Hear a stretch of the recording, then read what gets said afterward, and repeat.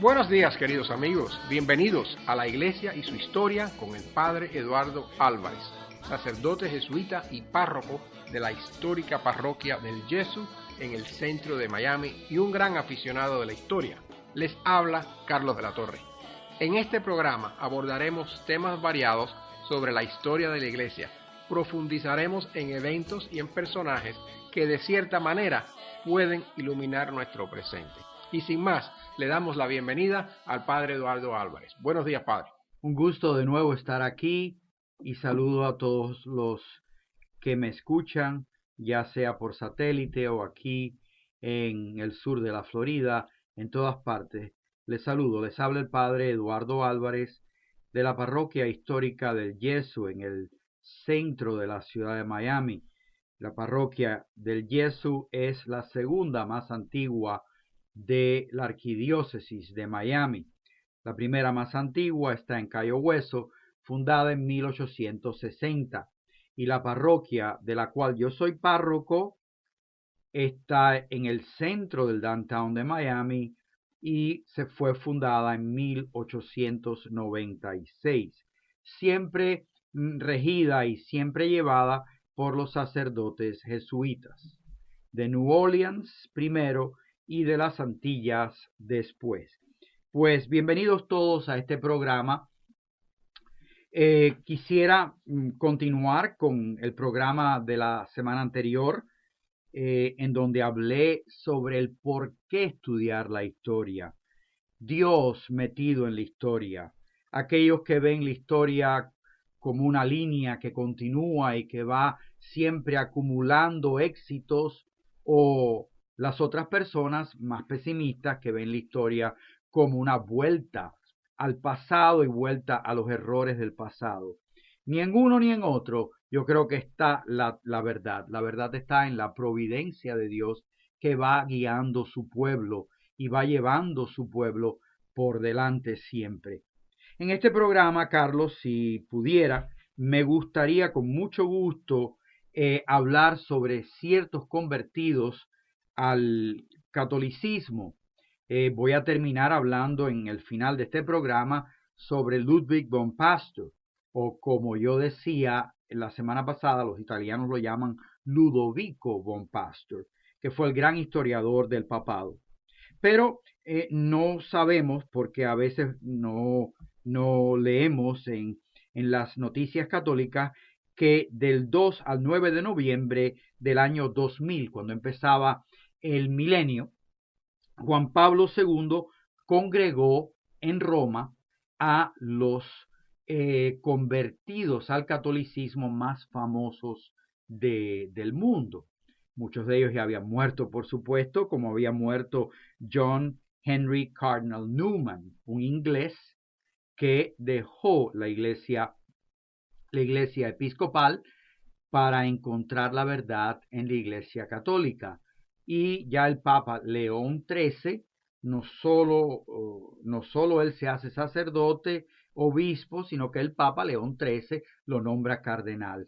Por sus escritos, por su gran sabiduría, estudió profundamente a Santo Tomás de Aquino y su gran sentido de fidelidad a la iglesia. Muere católico, por supuesto. Otros convertidos son G.K. Chesterton, el famoso escritor. A veces por EWTN tenemos programas de entender el pensamiento de este hombre que se hizo católico y encontró la verdad en el catolicismo. También el novelista Graham Greene, que tiene varias novelas. Una de ellas la llevaron a la pantalla grande, Las sandalias del pescador, la historia del Papa que viene detrás de la cortina de hierro a cambiar la iglesia, y que es una novela que escribió este novelista que se convirtió al cristianismo, al catolicismo. También tenemos dos ministros del gobierno británico, John Gomer y Anne Whitcomb, que ambos se convirtieron al catolicismo recientemente. El obispo anglicano de Londres, Graham Leonard, se convirtió también al catolicismo. En los últimos años tenemos cerca de 25,000 anglicanos que han pedido su admisión en la Iglesia Católica. Hablando de fieles o ministros. Fieles, en su mayoría sacerdotes y obispos, que han pedido pasarse a la Iglesia Católica, y Benedicto XVI ha creado una forma de aceptarlos en la Iglesia Católica y de aceptar algunos de estos obispos y sacerdotes y reordenarlos en la Iglesia Católica para que sirvan a la Iglesia Católica como sacerdotes, a nivel de sacerdote. Tenemos muchos más en Australia y en África, anglicanos que han pedido entrar, han pedido su admisión en la Iglesia Católica. El señor Reinhold Reinfeldt, un luterano sueco, gran conocedor de la Biblia, pasó también al catolicismo. Por lo tanto, vemos que el Espíritu Santo va moviendo a las personas que tienen sed de buscar la verdad, sed de buscar la verdad, dónde está Dios, en qué iglesia está Dios, buscando la verdad. Hoy nos vamos a concentrar en un alemán de nombre Ludwig von Pastor, que nace en la ciudad de Aachen, en Alemania, el 31 de enero de 1854. De tendencia luterana. Su padre era un luterano que impuso en su hogar la fe en el luteranismo. Su madre era una católica que no pesaba tanto intelectualmente en un niño que iba buscando la verdad y que iba creciendo la verdad. Su padre, un luterano, como digo, bien educado, que fue llevando a Ludwig, a su hijo, por el camino del luteranismo, hasta que Ludwig von Pastor se convierte. Estudió su secundaria de 1870 a 1875 y luego estudió en las universidades prestigiosas de Lovaina, Bonn, Berlín y Viena. Su gran maestro y su gran mentor fue un profesor de nombre Jansen, un estudioso también de la historia, y siempre inculcó en este joven que siguiera a estudiar el doctorado que hizo en la Universidad de Graz en 1878, un doctorado en historia. Le interesaba mucho la historia de la iglesia. Le interesaba mucho estudiar la historia de la iglesia, pero se encontró con una pared. La pared era que no podía encontrar documentos antiguos donde él basar esa interpretación de la historia que todo historiador va a hacer de una manera u otra. Todo historiador trae de la historia de la iglesia. De la historia de la iglesia. ¿Anglicana o de la iglesia en general? De la iglesia en general. Se fue encontrando con esa barrera de falta de datos. Entonces ya fue centrándose en un deseo de estudiar los papas desde la Edad Media hasta 1799. Y se encuentra de que no hay datos para estudiar. Él iba como un luterano, con una mentalidad luterana, aunque ya había pensado en convertirse, pero con una mentalidad luterana, con ciertos resabios del catolicismo, ciertas preguntas y dudas del catolicismo. Con esa idea iba él a estudiar estos papas. Como dije en el programa anterior, él estudió 55 papas que van de 1400 a 1799 y fue estudiando y fue buscando las fuentes de la verdad para hacer un estudio profundo de estos papas. Como nosotros sabemos, los archivos de todos los países están siempre cerrados o guardados cautelosamente. Y hasta 1887, los archivos del Vaticano estaban totalmente cerrado para todos estos estudiosos. Reinaba en la iglesia un papa de nombre León XIII. Su apellido era Monseñor Pecci, italiano. Era un hombre alto, delgado, calvo, narizón. Y así como estoy contando estas facetas de su físico, él era el primero que se reía de sí mismo. Una vez, voy a contar esta historia. Una vez, a final del siglo XIX, unas religiosas fueron a tomarle una fotografía al Papa. El Papa le dijo que sí, que con mucho gusto.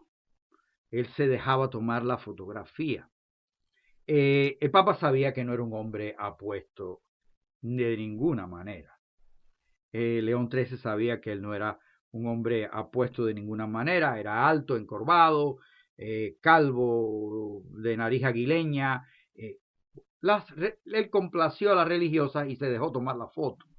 Cuando las religiosas trajeron la foto en blanco y negro, por supuesto, aquellas fotos del principio del siglo XX, final del siglo XIX, principio del siglo XX, eran unas fotos de blanco y negro bien definidas. El Papa la miró y escribió por atrás una frase del Evangelio: Nolite timere, ego sum. No tengas miedo, soy yo, de verdad que soy yo. Y las monjas, por supuesto, se rieron mucho de la ocurrencia del Papa, del sentido del humor del Papa. Fue un Papa que tuvo los pies en la tierra, León XIII. A él se debe varias encíclicas, la Rerum Novarum, ese interés de la Iglesia en meterse en las cuestiones sociales, el interés de la Iglesia en proteger a los trabajadores que están sin ningún recurso. La Iglesia, este Papa fue un Papa capital para llevar a la Iglesia por un interés en lo social, por un interés en la mejora de los pobres, en la mejora de los trabajadores. Él mismo se lanza a hablar de que los trabajadores deben de ser defendidos con sindicatos. Imagínate tú, a final del siglo XIX, que un papa diga eso era inaudito, con frases, con una encíclica, la Rerum Novarum, de tanto empuje como tuvo en el mundo, en donde la iglesia se metía en cuestiones sociales, a marcar la pauta por donde los gobiernos tenían que ir para ser más justos con los trabajadores y con los pobres. Pues fue León XIII el que abre los archivos vaticanos. Y lo abre un poco por la presión y la amistad que tuvo con Ludovico von Pastor. Muchos atribuyen a Ludovico von Pastor que él fue el que puso en la mente de León XIII el que se abrieran para los estudios de todos los intelectuales históricos en los archivos del Vaticano.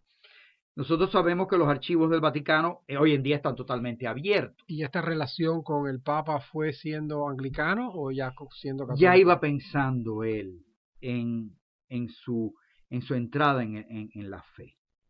Y se convirtió.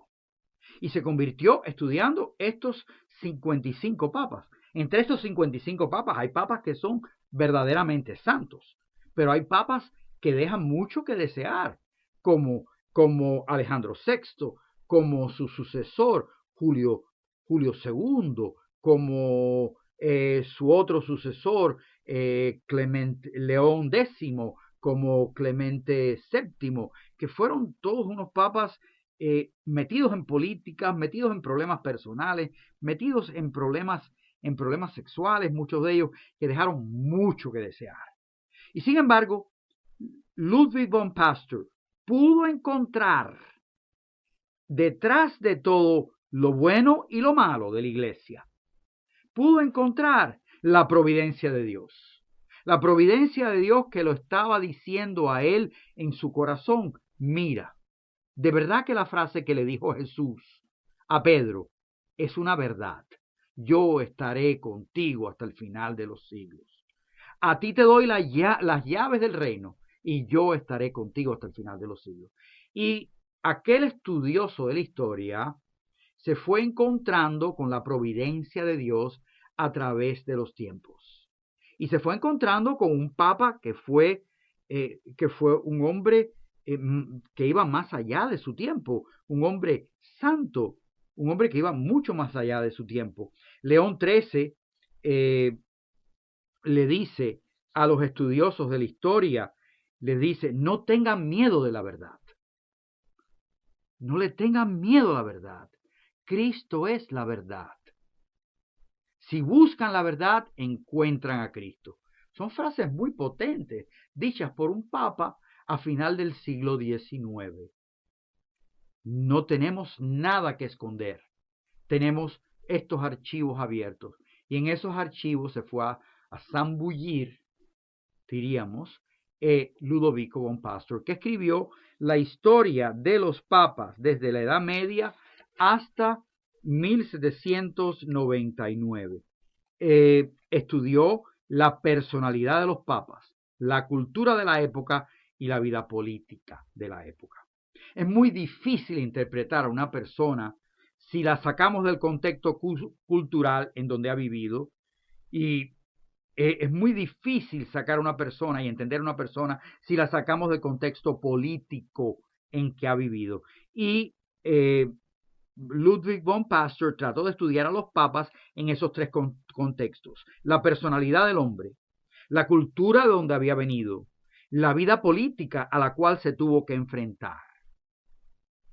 En esa historia, él va encontrando la verdad y va encontrando el Espíritu Santo y se convierte totalmente a la fe.